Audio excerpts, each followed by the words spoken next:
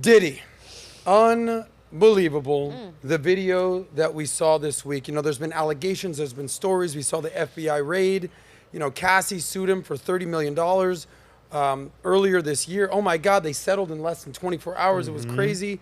He's out there denying everything. He's making public statements. He's doing these videos. We showed the video is like, you know, in prayer and all this. And then bang, CNN. Who would have thought? CNN being journalists again, going out there, finding this video from the Intercontinental Hotel, which he allegedly paid $50,000 to suppress. They found this video, and once you see this, if you haven't seen it, if you're living under a rock, it's hard to unsee.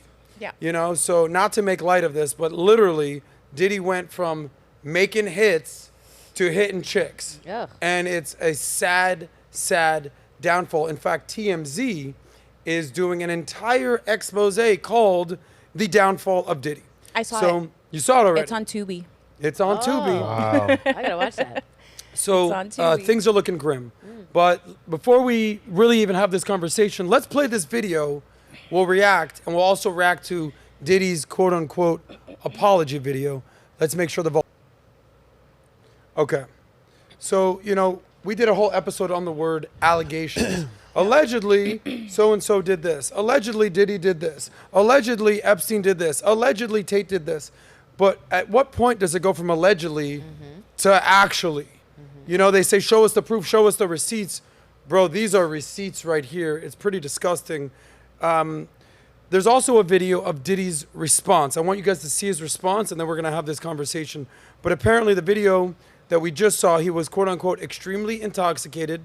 He shoved, kicked, punched, dragged Cassie, which confirmed the allegations that were filed in 2023. She filed a $30 million lawsuit alleging not just this, rape, trafficking during their relationship, which stemmed from 2005 to 2018.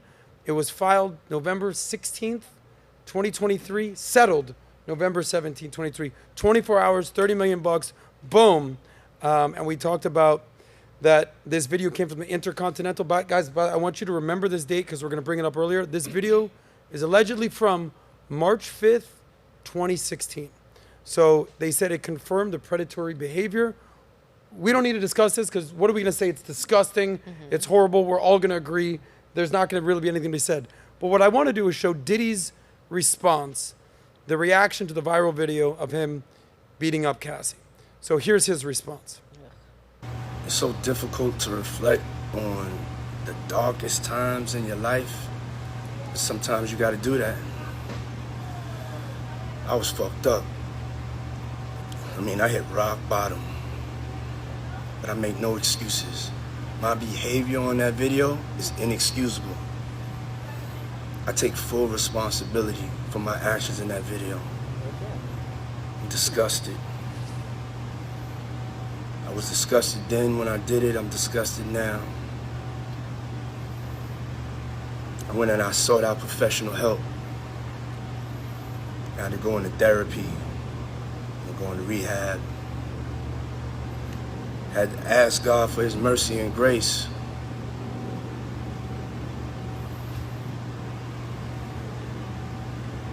I'm so sorry. But I'm committed to be a better man each and every day. I'm not asking for forgiveness. I'm truly sorry. Okay, we saw the video, hard to watch, and then we saw this video. Dina, I want to start with you because Yes. when you were here a few months ago, we talked about the first allegations, and you were going back and forth with our friend said Mike I was Rashid. crazy. Everyone said you were crazy. I don't know about everyone, but are you buying this apology? Absolutely not. It's really funny that you guys would put up his video and the comment right next to it was lyrics from that song Take a Bow. And there's a part that it says, you're not sorry, you're only sorry that you got caught. That's the reality of it. You're not sorry. You're only sorry you got caught. Because if you were truly sorry, you would have never said, oh my God, everybody's lying about me. They just want a payday. They just want a whatever. Right? When it first surfaced and there was no hard proof. Why? Because you thought you had all your bases covered. You know, never would he have ever thought that this video was ever going to see the light of day because he paid for it not to see the light of day. So the last thing he thought after saying what he said on Instagram and settling and everyone saying, oh, he's just settling because of insurance. And I'm an insurance broker, so I know that's why he settled. But he's just settling because of this. He's not guilty. A civil suit is not an admission of guilt, all these things. Well, I mean, it's kind of hard to deny something when it's in your face in a video. You know? Is there anyone on the panel that is like saying, you know what? You know, everyone deserves a second chance. Does he deserve a second chance? Rob, what do you think? I don't think so. I mean, I personally have zero tolerance for any of this stuff. And so, you know, I did a podcast episode when the Diddy allegations first came out on Can't Cancel Rob Smith. And some of the stuff that was in that lawsuit that Cassie filed, and the reason that it got settled so quickly is because he never thought that she was going to go to the public, because some of the stuff is crazy. There was stuff about him forcing her to have sex with male escorts while he watched. Weird. There was a horrific story that came out about how he forced her to get breast implants and then had them removed within 24 hours, which put her health at risk. Right. Okay, because he didn't they like didn't them. what? They didn't look right. He didn't like the way they to looked. him, in his mind. So he put her health at risk to get these. So it's a pattern of things, right? And so for me, there is no redemption for a man who we know and we physically see beating a woman on camera like this, right? And I hate to compare it to things, but I think back to the Chris Brown situation and how Chris Brown has been able to build some kind of career, right? He's not as big as he was, but Chris Brown is still big. People like his music, whatever. We never saw the physical altercation between he and Rihanna. We just saw what her face looked like. And then also they were seen together publicly, you know, after that incident. So I think that's a different case. So here's where I feel like the difference is between Diddy and Chris Brown. Chris Brown was 16 when it happened. Fair. We're not talking about a 40-something-year-old grown man who not only has these allegations surfaced of him doing this to Cassie, but there's hella rumors out there of what he did to Kim Porter. And Justin Bieber, allegedly. Well, we're just talking about his Kim Porter was his relationships wife. right now. Yeah, yeah. Yes, it's And the she twins' came out. mothers. What did you see that she said? She came out with a statement saying that she understood. I understand what Cassie's going through, and the No, not Kim No, Porter. no. Kim Porter's She's dead. dead. You're talking Kim Lisa Porter's Hunt. dead. I'm talking about the ex. That's his other son's mom. Yes. His son's Yeah. mom. The No, I'm twins' talking mom. about the mother to the twin girls. Okay, no. so She died. let's back up a second. Okay, Yeah. so how many baby mamas does he have? A lot. Yeah. He Two? has 2 baby mamas. Okay. Did Plus Misa Cassie. Hilton never Plus had Misa kids? Hilton. Misa Yeah. is Yeah. his baby mama. Okay, Then so Kim who was Porter. the woman that Porter. made a Then statement? Cassie. Okay, and Oh, Cassie never had a kid. Pumpkin too. 3 baby mamas. You're Yeah, right. yeah. Chance's There's another mom, one. yeah. The Diddy stuff has been going on for quite some time. These rumors are not Gotcha. something that's new. You know what I'm saying? It's a Like pattern. I Alejandro, think- do you have that Chris Brown video? Speaking of Chris Brown, I just sent that to you. Let us know when you have that. But okay, check this video out. Audio. Audio. Guys, it's perfectly okay to use the audio. Start it again.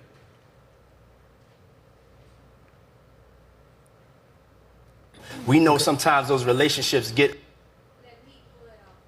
Okay. for you, So this is Diddy on Ellen talking about Chris Brown. the Chris Chris Brown, Brown Rihanna. Rihanna situation. Yeah. Go ahead. right for anybody to hit anybody at the end of the day, you know? And I don't think it's right.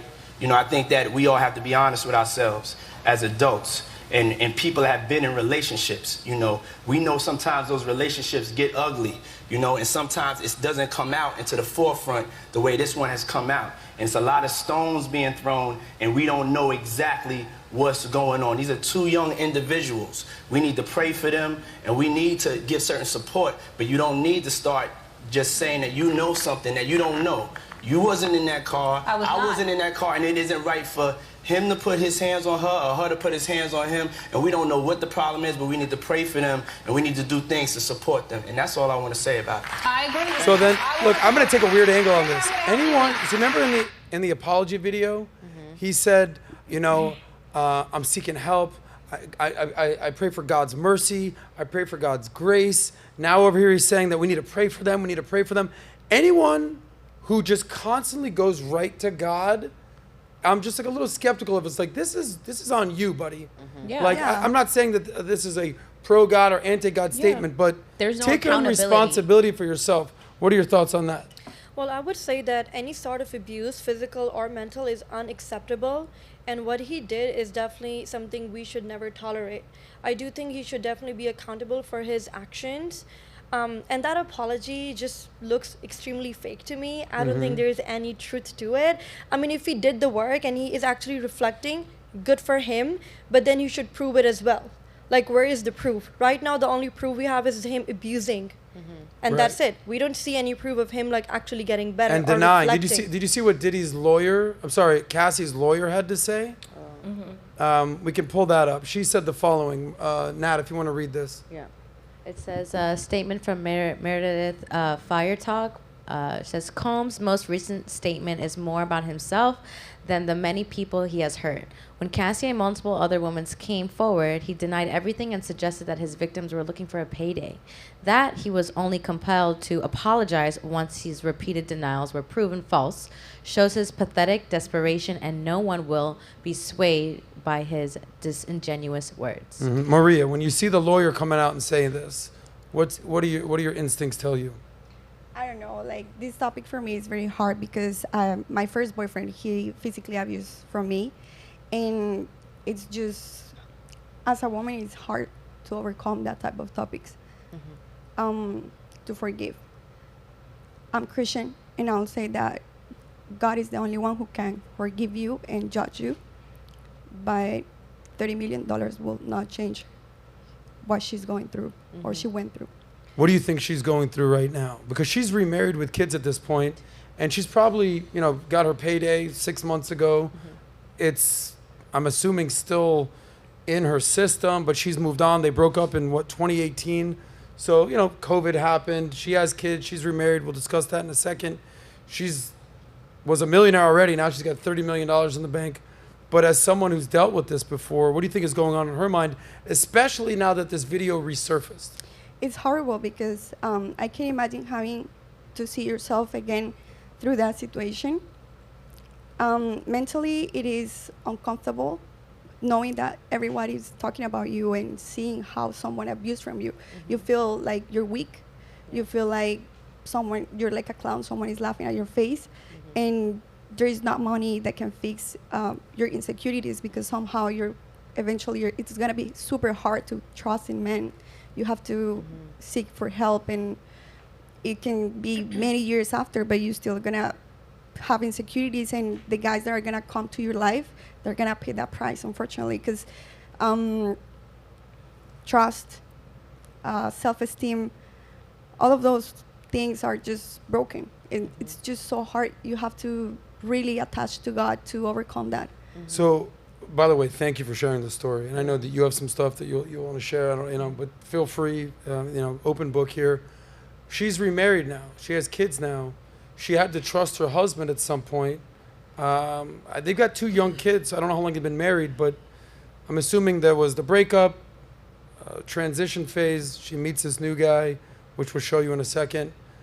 What kind of trust needs to be established to have a new, just normal, loving relationship after something this disgusting? I will say from my side, it took me a lot of years, like many years, probably like not many, but like 6-7 years, to slow down my male energy. Because after that, I was independent. Like I'm telling you, I escaped from Colombia. After that, I literally escaped from his house.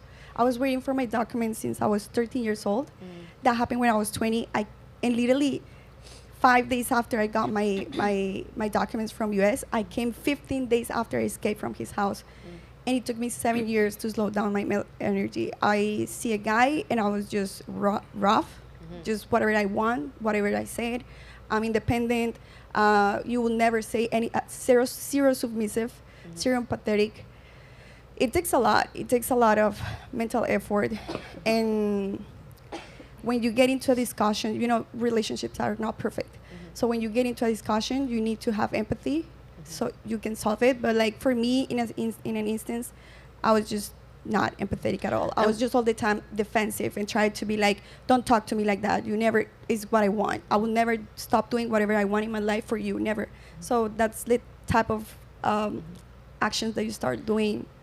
And what made you kind of stay? You see this type of abuse, and I'm sure it doesn't just happen like randomly. I'm sure it like happens in pieces. So like, what made you stay for so long, and then what made you realize like, hey, this is not it anymore? What was kind of turning points for you? So I thought he needed love. Mm. And I thought, and he also kind of like manipulated me a lot. Mm-hmm. So I thought he just needed more love and more love. So it's like all the time you're trying to give more love to that person, so that person one day will change for you. Mm-hmm. But people don't change, people improve. We had this discussion the other day. Now, okay, listen. We're going to come back to this thing. I don't want, now everyone's crying out here. Rob's crying, the camera guy's crying. Whoa, whoa, whoa. If you like that one, click right here to watch the full SOSCAST. And don't forget to subscribe to the channel.